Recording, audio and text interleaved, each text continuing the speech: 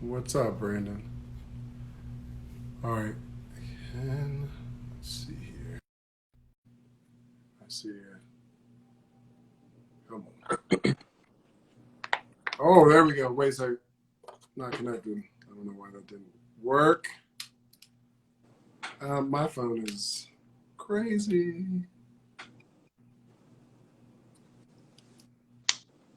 There we go. All right. Go team. Whew.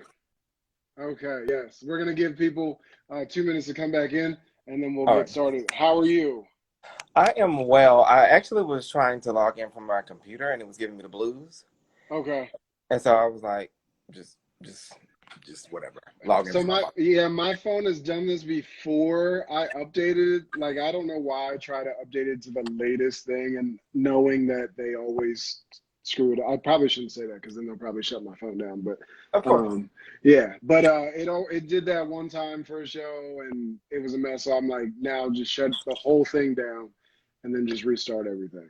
Right. So that's good. How's the weather out there in good old ATL? Um Monsoon would be a light description for what's going Okay. on. Moments it is quiet and fine, and other moments the bottom falls out of the sky and it's just ridiculous. Like I went into the gym and came out and I was like, oh, it's not that bad. And before I get to my car, I was like, boom. So So is that tropical storm? yeah, Okay. absolutely. Okay. All right. Let's see here. Okay, you're fine. It's fine. All right. So perfect. All right. So let's get started. I want to start on the fitness side, but let Okay. me introduce you real quick. So I have on the show this evening. I have the Dr. Ken Harris. Make sure I'd say that. Uh, right. Mental health coach out of Atlanta, Georgia.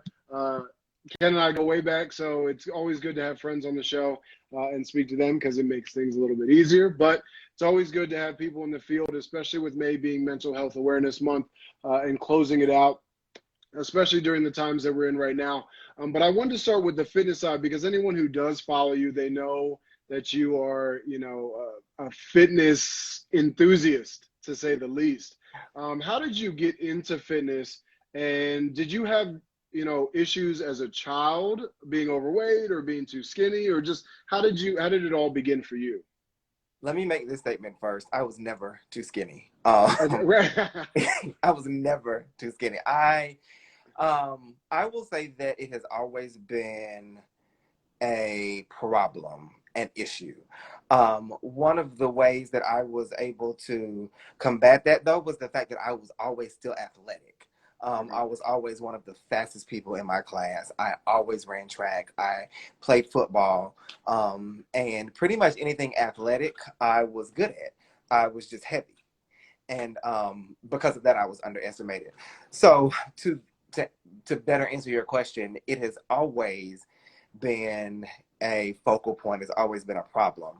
I can vividly remember my track coach, and I only went to like three different schools from the time I was in kindergarten to the time I graduated high school. Okay. So I can vividly remember my track coach always telling me, you're fast, but you could be that much faster if you just lost some more weight. You are good, but you can be that much better if you just lost some more weight. And so it began to really, I began to absorb that and take that in and soak that in. Hmm. And so once I graduated high school and I actually had an opportunity or two to run in college, I didn't take it. Hmm. I was tired of running. I had literally been running track since I was like 6 or 7 years old. Once people found out I was fast, that was all I could do was run. And so I gained weight in college, as do most people. Hmm. But that was where I really began to fluctuate. Like it would go up and it would go down. I would lose 20 and gain 30. I would lose 40 and gain 15. And it was going back and forth. And so when I graduated college, I went directly into grad school. And anybody knows anything about grad school, you're up late, you're doing stuff all the time, the day and night. And so I ate whenever I wanted to. And I gained weight that I had formerly lost at one point in time. As I transitioned out of grad school into adulthood, um, I wasn't quite the heaviest I had been, but I was near the heaviest I had been. And I actually remember having a conversation with myself that you can't keep this up. You're in your mid to late 20s, and once you hit 30, things will probably change for you. Mm. And so I said, well, you've got a couple of years before that Mm. to get it out of your system. Mm. For the next 2.5 years, I ate whatever I wanted to eat and I drank whatever I wanted to drink, and I did not work out. I didn't do anything. Oh, wow. And so I started to gain weight like you would not believe. And at that point, I just didn't care. Um, and not that I was actively trying to gain weight, but I knew that at some point I would get back right and that I would do what I needed to do. But I just needed to somewhat get it out of my system. And my brother, who was 18 years older than me, was like, yo, just let you know, being ahead of you considerably, the weight does not fall off like you think it will when you get older. It gets harder. You have to try. In your 20s, you can lose weight like that. Coming into your 30s, you can lose it like that. And so he was like, just keep that in mind. And so I was about 27, 28 years old when I decided that, okay, no more crash dieting.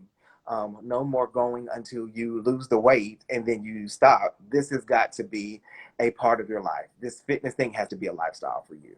And so like I said, I was about 27 or 28, which would make it 2008, around 2008, where I made a conscious decision to make a change and make it become a part of my lifestyle. Okay. Now, so there were a couple different points in there that I picked up, especially when you were younger, where people told you if you were just a little bit smaller, you could run faster. Or how did your mental health affect your fitness? And if it did, when I say affect, it doesn't always have to be bad, but in a good way too. And how can it really affect our fitness? What's funny is that our self-perception and our self-esteem is actually rooted in what other people say and tell us about ourselves. And Okay. while it says self-esteem, you're like, well, that's about you. That's about me. How can anybody tell me about me? But you start to internalize what people say about you. When kids are young, we say, you're so smart, you're so pretty. And they start to believe that and they start to say that as they get older. I have a goddaughter. And I was like, you're really smart. She was like, yeah, I know. And she wasn't saying it in a stank way. She was saying it because we feed her that. We tell her Okay. that. So I started to believe that, well, if I could just knock off 5 more pounds, if I could just knock off 10 more pounds, I could shave a tenth of a second off of my time. I could do this, I could do that. So it in some regards it would motivate me Hmm. and push me past what would be considered a breaking point. It would push me past being tired. It would push me past not feeling like doing certain things. In other regards, it became almost, should I say, obsessive or compulsive, because according to the people who somewhat mattered most to me, I just needed to lose a little bit more weight. I just needed to get a little smaller. I just needed to trim my legs down some more. I can almost get in this size clothes. And so it was, on one hand, and appropriately, it was motivation. On the other hand, it was slowly but surely chipping away at my self-esteem, at how I felt about myself overall, and my overall capabilities, truth be told. Okay. How how did it shift now as you got older? Because I think sometimes people get confused, especially people who aren't into the gym real heavy. Mhm. They see people who do go a lot and they call it obsessive. Whereas for us, we don't see it as such. Where does that shift occur where it becomes now an obsession?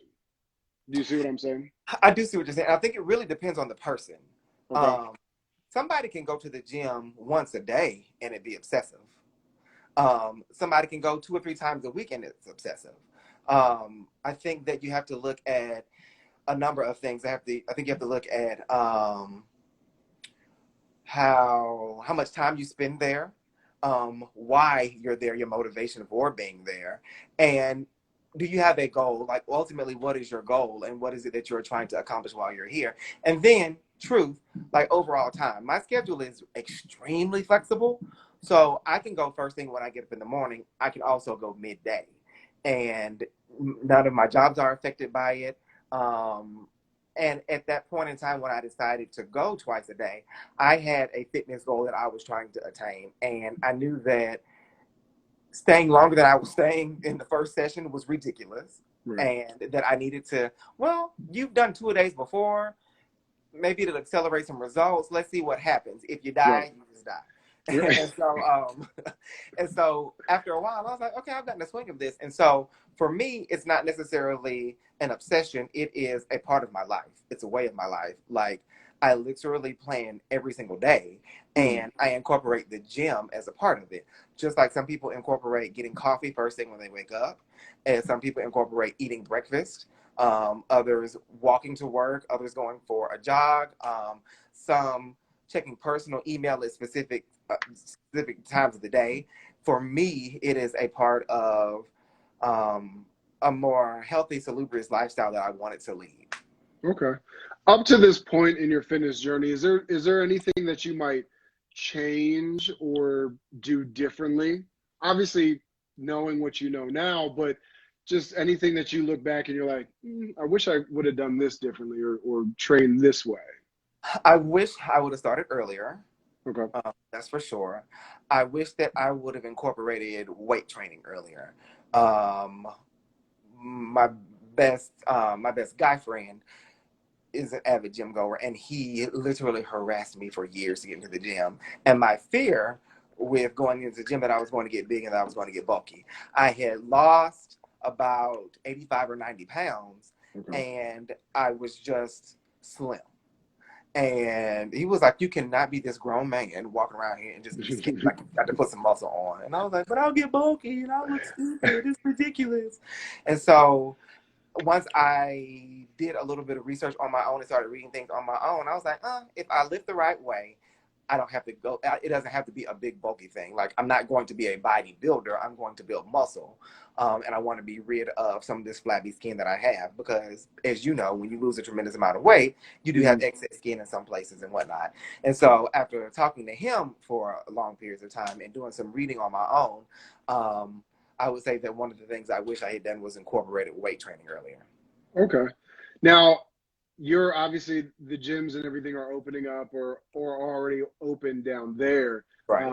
Before that, how hard was it, or was it hard for you to keep your motivation going? You know, especially with your goals and such. I can't even express to you how difficult a task it was.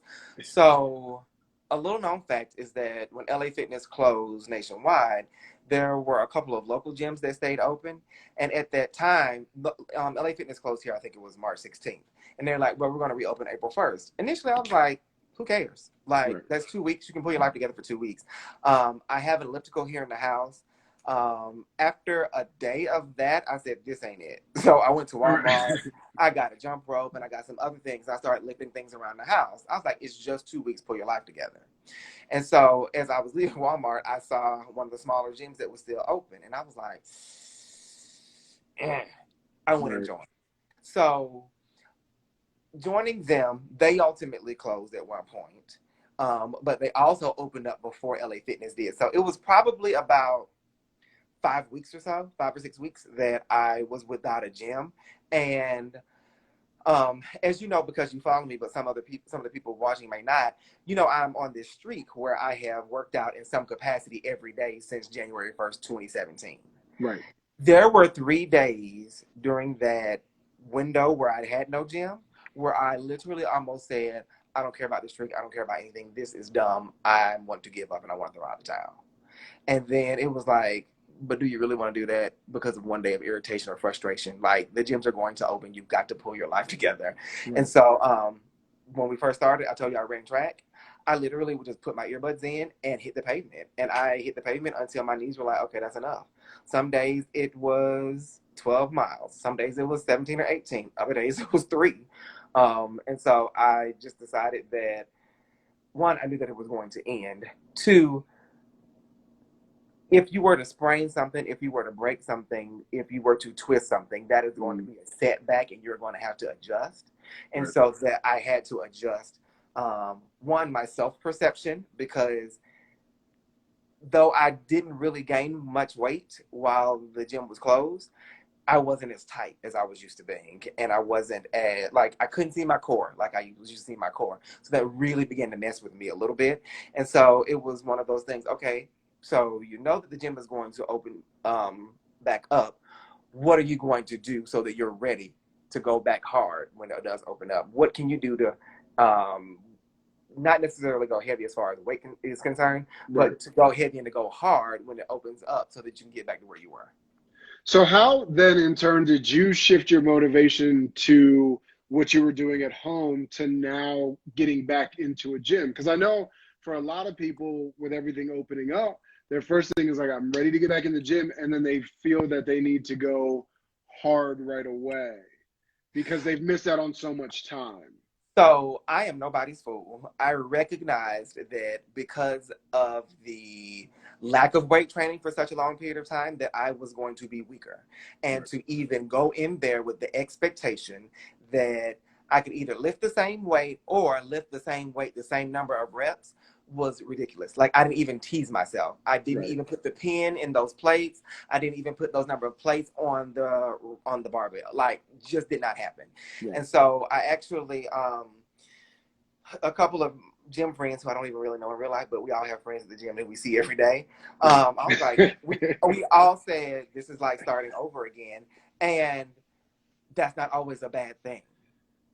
There were certain things that I missed when I started my weight training initially that now I have a little bit more of understanding of weight training and a bit more of a different approach to it. So now I can attack these areas a little bit better, these areas in a little bit more depth, and ultimately gain the appearance that I want, that I'm striving for. So that's a good point, and I didn't think about that. It was mentally preparing yourself before they even open up, saying, okay, so they're about to open up in 2 weeks.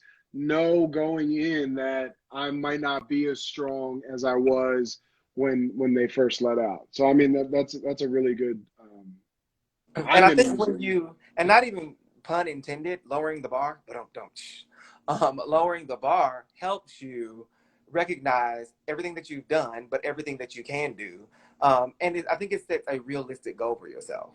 So you're not frustrated and you're disappointed because people quit when what? When they're frustrated, when they're disappointed, when they don't see Right. the results that they want to see. So I think that you have to be upfront with yourself and just say, hey, you used to run for an hour. It's probably going to be closer to 45 or 40 minutes if you're fortunate. You're Yeah. not going to be able to keep up that same pace. Today was first, my second hardcore leg day. I do legs twice a week, Uh-huh. going back. And I used to be able to knock this workout in 45 or 50 minutes. It took me an hour and change. And I was like, I kept looking at my watch, like, what is going on? Like, how's it taking me this long? But it was like, yo, you're getting back in the swing of things. Right. Give it at least 2 or 3 weeks. Calm yourself, calm your life. You're fine. And Yeah. realistically, nobody's terribly crowded. The gym's not terribly crowded here. So it was like, you have time. Nobody's pressuring you to get off this machine. Nobody asks you how many reps you got left. Take your time and do it right. Right. Okay. Now shifting gears a little bit, it's easy now to definitely feel somewhat unaccomplished because we've all been stuck in the house for quite a long period of time.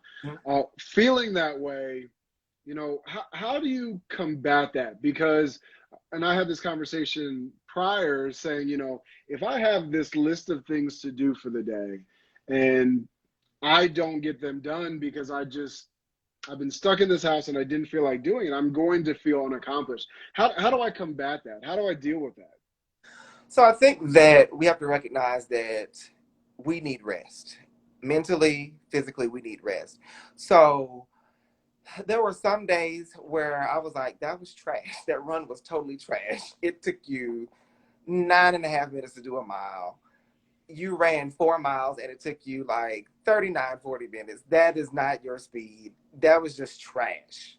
And so, one, let up on yourself, rest, you need rest.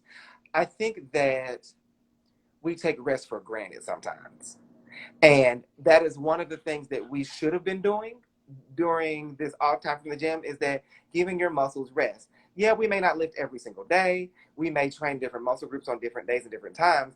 But ultimately, when it was just 2 weeks initially, I was like, this is probably some major rest that my body needed because I've been going years making great demands on my muscles. So I think that that is one of the things is that we have to reframe, so to speak, and say instead of being disappointed in ourselves for having not accomplished much, don't look at what you did not accomplish. Look at what you have accomplished. And if you are fortunate enough to see another day, start it fresh and start again. Mm-hmm. Like it's not that big a deal that you didn't get everything done yesterday. You have today. You have tomorrow to look forward to. Yes, we know that tomorrow's not promised, but realistically, if we don't make it to tomorrow, who cares if I didn't run an extra mile today? Right. And so Right. I think it's just a matter of recognizing that we're human and we only have 24 hours in a day. And that in addition to fitness, we have so many hats and roles that we have to fulfill. We are employees who are working from home, some of us um, in a capacity that was not made to work from home, but we're having to make it do what it do.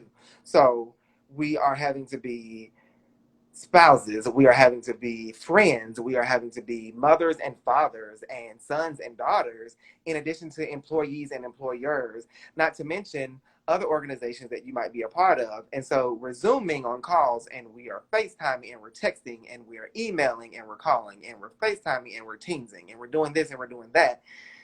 Just because we are not physically going into work anymore or not able to go into the gym does not relieve us of the responsibilities that we have. And sometimes in real life, the responsibilities are just overwhelming and too much for us to do and too much for us to handle in a 24-hour period.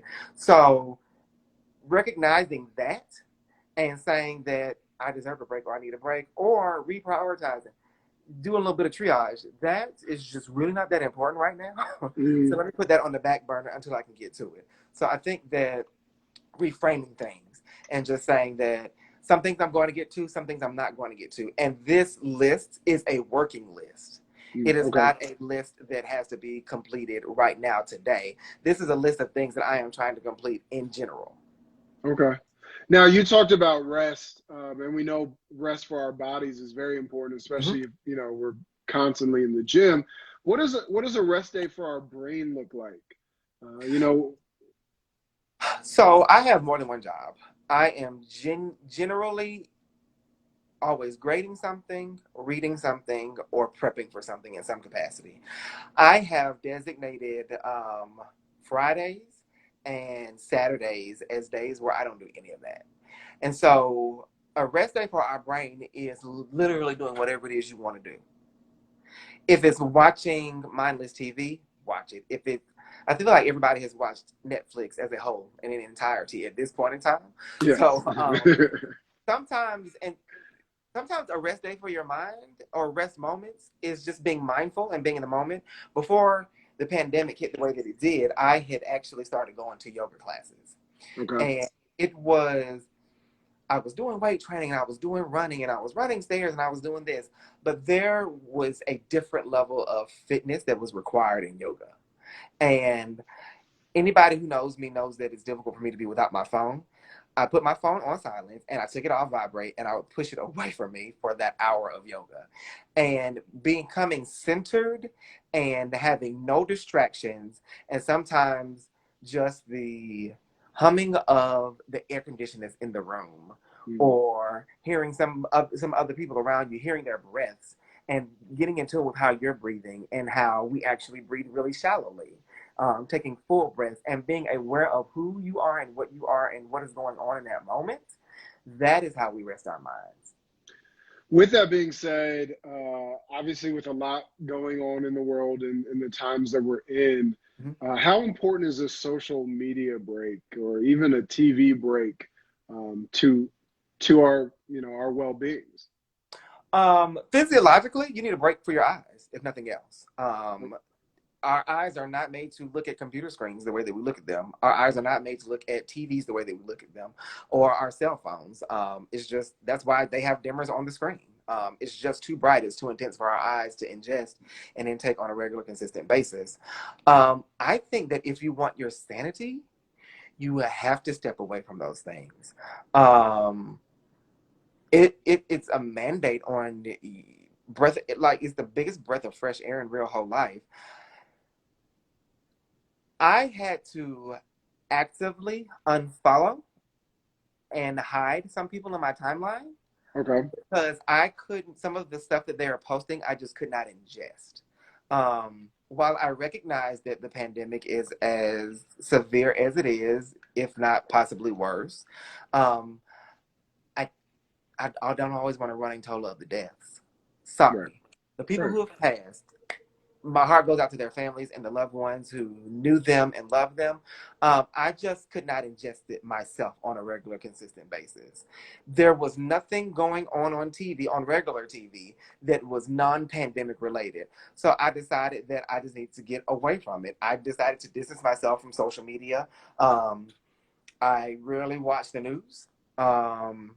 And I rarely watch the news even before this, but even more so now, I don't. Right.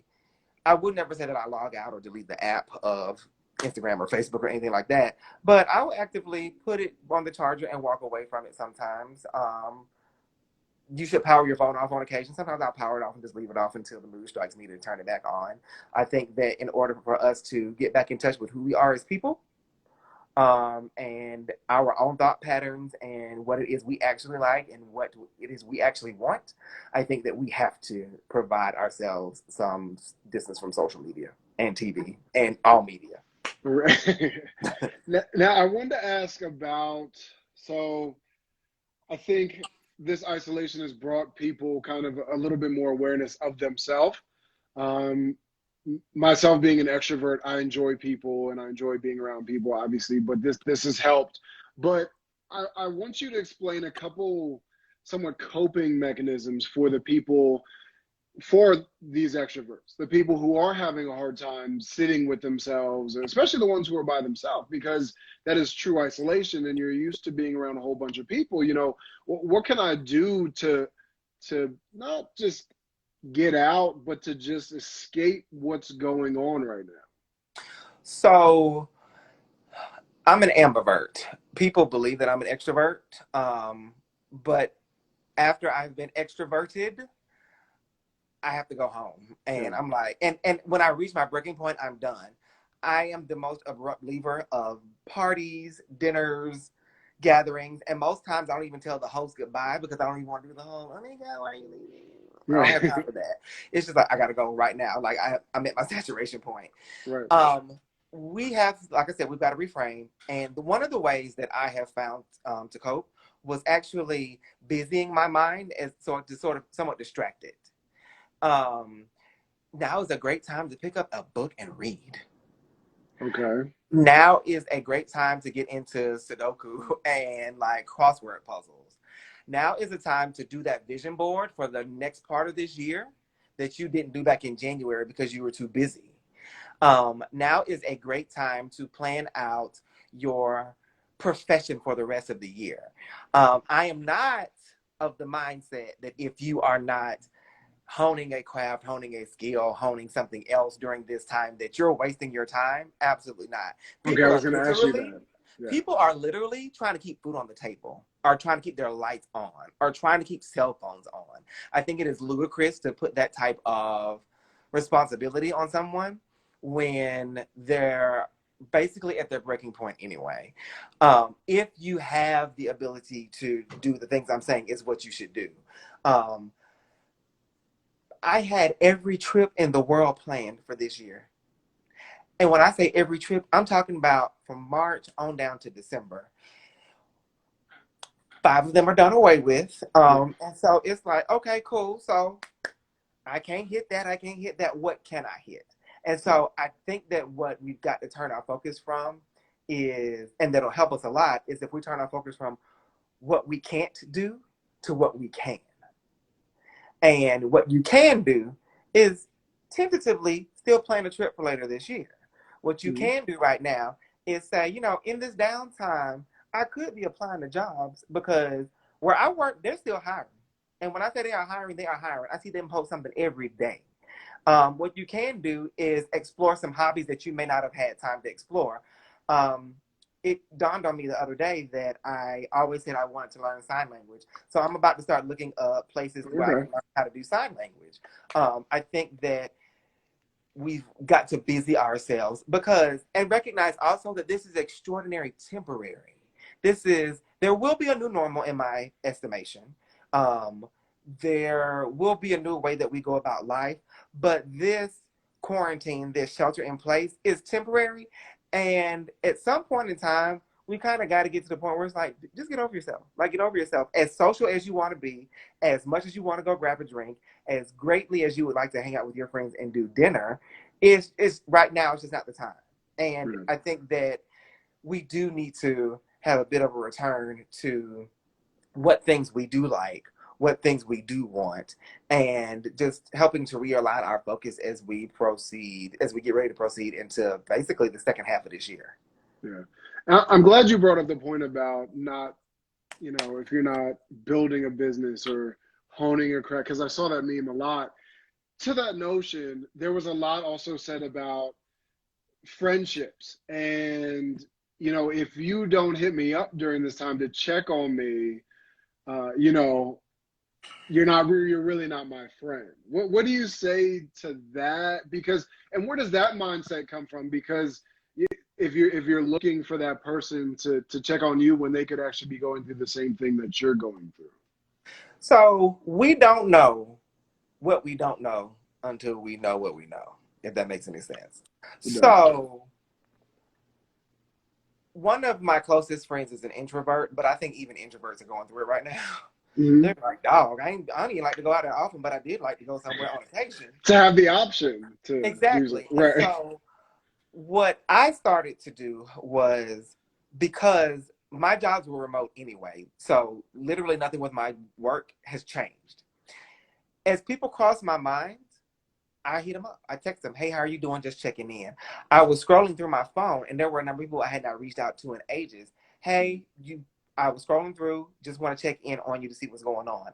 That is because I was in a space and a place to where I could do that. I think that it is absolutely ridiculous to think that somebody is any less your friend because they are not checking on you in this pandemic. One of my best friends is married with 2 kids. Husband is a nurse who's essential, Mm. and it is the hardest thing in the world to navigate the husband coming home, having to spray him down, having to make sure that he's distanced from the kids until he's in a place where he's clean, making sure your kids don't run up on top of him. But also, the kids are of school age. Also, she's a professor who had to transition everything online. So not only are you having to switch gears and become an online teacher, you're having to teach your kids while they're home. You're also having to run interference when she's having to run interference when her spouse comes home. There are so many different nuances to what we are doing and how we are having to navigate what we're doing that people aren't necessarily purposefully neglecting you as a friend. They are so consumed with what they are having to do that they honestly don't even really have the time to do much else. And so I think that it's unfair to think that the friendship is not as strong as it is, or first of all, y'all got too many friends anyway. That's the problem, number one. Number two is that I am so solid in my friendships Mhm. that I pretty much know how they're reacting and what they're going through and what's going on. And in the event that I have a question, I ask questions. Hey, we good? We solid? Okay, cool. Are you good? Are you solid? Do you Right. need somebody to come out? Because I was still going to get groceries and get takeout and stuff like that. Do you need something? What do you need? And so I think that we've kind of got to get beyond the fact that we feel alienated, we feel isolated. So does everybody else Right. in their homes. So it doesn't mean that I love anybody any less or that I care for anybody any less. It just means that I'm up to my eyebrows with stuff I got to do. And if and when we get back to normal, um, that's when things can take on a bit more of a normal pace than where they were going. But if your friendships aren't solid enough to know that this person is your friend, though you may not have heard from them in a couple of weeks or maybe a couple of months, then like I think there's some reevaluation that needs to go on. Now we spoke about mentally preparing ourselves for the gym, but for some of us, we've found comfort in this because in this quarantine situation, because we've been able to create, we've been able to do a whole bunch of stuff that we wouldn't be able to do before.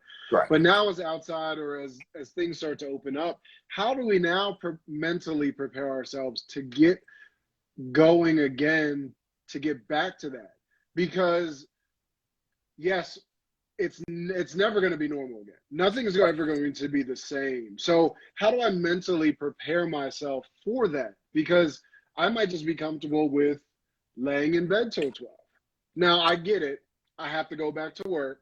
I Right. have to, I have to pay the bills, but now my brain is set on this: go to sleep late, wake up late. You see what I'm saying? So how do I prepare for that? So I think that it is so ridiculously easy to get out of to throw your circadian rhythm off, to get out of being here, being there, doing this, doing that. I think it's very easy to fall out of that sort of thing. Mm. So piece by piece, you've got to start to slowly get yourself back on a schedule. So I think that my sister's a federal employee. They're not yet going back to work, and they've not even really told them when they're going back to work. I think that if you have any type of indication as to when you are going to go back to work, you've got to start to get on that cycle now. So if you were getting up at 6 o'clock to do this, to do that, so that you were ready to go back to work, so that you could go to work and be to work on time, slowly but surely, you've got to get that alarm clock. We got to move it back from 8 to 7:30, back to 7 o'clock, back to 6:45, back to 6:30, until we get back to 6 o'clock. Slowly start to institute those things that were in place prior to the Pandemic. Also, there are some things that we need to pull forward. Okay. Explain. I actively shut down my computer when my workday is over because there is no level of work that you're going to get out of me. Mm-hmm. Um, there is no level of work that you are going to get out of me when my workday is over. We're done here. And Right. I think that we are so fixed on accomplishing certain things that we will take work home. Leave that work where it is. We see that they're able to get along without us being in the office, right? True. So I think that there are a number of things that were we've got to get back to, but some things that we need to employ going forward. We need to get outside. Like, I ain't never seen so many, and I'm got to get southern and country for a second. I ain't never seen so many people outside in my life as Yeah. during this pandemic. They were like, stay inside. Everybody wants to hit the road and start running. Yeah. And timeout flag on the play. My other best friend just logged in and said that I didn't say anything about him, but I Right. shouted him out toward the top of the broadcast when everybody else was on time. So there's that as we move forward. But we got to continue to stay active. The parks should be crowded anyway with Right. people walking and taking their babies in their strollers. People should get back out and start jogging. Yeah. People should walk to the local grocery if they can. Those are the number of things that we have started to do. People have started cooking more. Yeah. People have started supporting local businesses more. Those are the types of things that we need to take forward. I also think that employers should look at. I don't think that every industry can be remote 5 or 7 days a week or whatever. But I think that employers should start giving a little bit more flexibility rather, when it comes time to looking at hiring people and working practices. If somebody was able to do their job throughout the pandemic without a problem, Mm-hmm. but you told them prior to them they could not telecommute, what's the harm in them allowing them to telecommute 2 days a week now? Right. Right. There's a lot of people that'll be answering for a lot of things. Hopefully. Yeah, hopefully. Because I mean, I said the same thing. I have a park down the street from my house, and it's great. It's great to see everyone start up, maybe restart their fitness journeys, and they're out at the park and Mm-hmm. they're working out. But don't let it end when this thing ends. Yeah, Like just keep it up, or yeah. go to the gym after. So, but I mean, even still, just go to the park. But as we wrap up here, the one biggest thing, the one biggest question I wanted to ask you is, what did you learn the most about yourself during this time? Um, a number of things. Okay. That I learned that I was a little bit more prepared for life than Okay. I thought I was. Um, I know that they say people advise that you should have about 6 months of reserve money set up in the event that something happens to your job. You should be able to stay afloat for 6 months. My mom always taught me a year. She was like, if somebody fired you today, you should be able to pay your mortgage and your car note for a year without a problem. Most people can't, but in fact, I don't know that I know anybody who can. But as this hit, I was like, "You're in a solid place." So I was. I don't think there's such thing as being overprepared, but I was surprised at how prepared I was, or how prepared I seemed to be. I also learned that what else did I learn about myself? I learned that I have greater cerebral fortitude than I thought I did. I am more mentally strong than I thought. Okay. Um, Things get rough, things get tough, and not just me, but I am speaking about me. We rise to the occasion, even though we want to throw in the towel, even though we want to quit, even though we get extraordinarily frustrated at times. And I think that there were several instances where I was like, "This is stupid. I don't want to do it." And I did, and I was like, "Oh, I did that. Oh, okay, I did that." And so that's one of the things that I recognize about myself. Another thing that I recognize is that the great esteem that I hold my familial relationships in and my friendships Okay.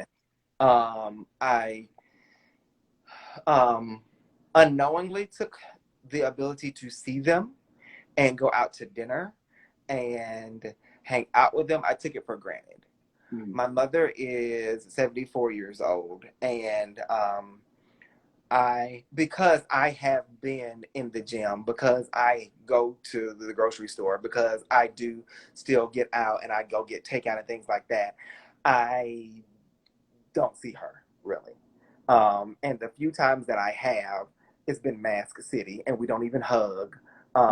Um, Except on Mother's Day when all of my siblings were in town and we got together for a picture for like 10 seconds and then ran our separate ways. Um, but I'm a tough person, and I'm actually not terribly affectionate. Okay. And so the want, need, desire for human touch, just to like hug somebody, um, I didn't recognize how much I enjoyed that. Okay. And how much like hugging my mother meant to me, hugging my sisters meant to me, hugging my brother when he came in town meant to me, hugging my sister-in-law who I couldn't hug because she had cancer last year, and had a cardiac bypass. And Mm. so they drove by my mother's house, and I was like, I want to hug you, I love you dearly, but I also don't. I could be asymptomatic. I could be a carrier, and I don't even want to risk it. And so those are the things that I didn't recognize that I was such a touchy feely person. Like, gross. So you made me think of a question when you were speaking, and you talked about how mentally strong you realized you were during this time. Hmm. Dealing with other people's mental health issues, Okay. do you feel that that weighs on your mental health and takes away from it? Once upon a time, it did. You can have burnout with any job, with any Hmm. profession. I think that it is slightly accelerated when you are in the mental health field. Um, I graduated in May with not this past May, but in May of 2005 with my master's. Interviewed for a job in July and started working in August, and immediately started doing therapy. And so at first I was like, okay, I can handle this. I was bringing paperwork home to work on paperwork, and after about a year or so, I was like, I've gotten the swing of this, but some of this stuff is hard to shake. Um, I'm going home, but I'm thinking about this kid over here who said that he was being bullied at school, but this girl over here who said that she was inappropriately touched, and this whole family dynamic that is entirely out of whack. And so sometimes you take it on with you, and anybody who is, I won't say anybody, but most people who are therapists have this great intuition and also are strong empaths. And empaths tend to take on the emotions of those around them. And so once I recognized that I was doing that, I had to reach out to my clinical supervisor, and I was like, yo, you got to make a change. And I think that one of the changes is that I've got to return to myself. And I asked my boss, I said, instead of working 5 days a week, can I go to 4? I can make them very, very long days. I don't care about that. But this 2-day weekend is of Satan. It's not long enough. Is there any way that I could have a 3-day weekend? And she went with it. And so it was at that point that I recognized that, yes, I am here to help. Yes, I am a sounding board. Yes, I have studied people, and I recognize trends and habits and things of that nature. But at some point in time, you've got to log out. At some point in time, you have to close your laptop. And at some point in time, I had to learn to disconnect and how to pull my feelings back, and how to only feel what I wanted to feel. So yes, it can be a lot. And just because I'm not in a therapeutic session does not mean that it's turned off.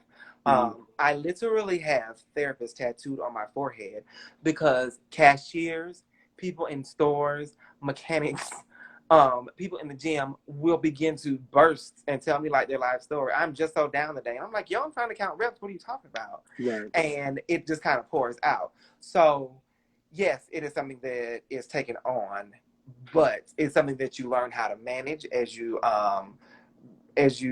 grow older. I consider myself a veteran therapist at this point. I've literally been doing therapy for August to be 16 years. Oh, wow. Yeah. Okay. So last one. Okay. Okay.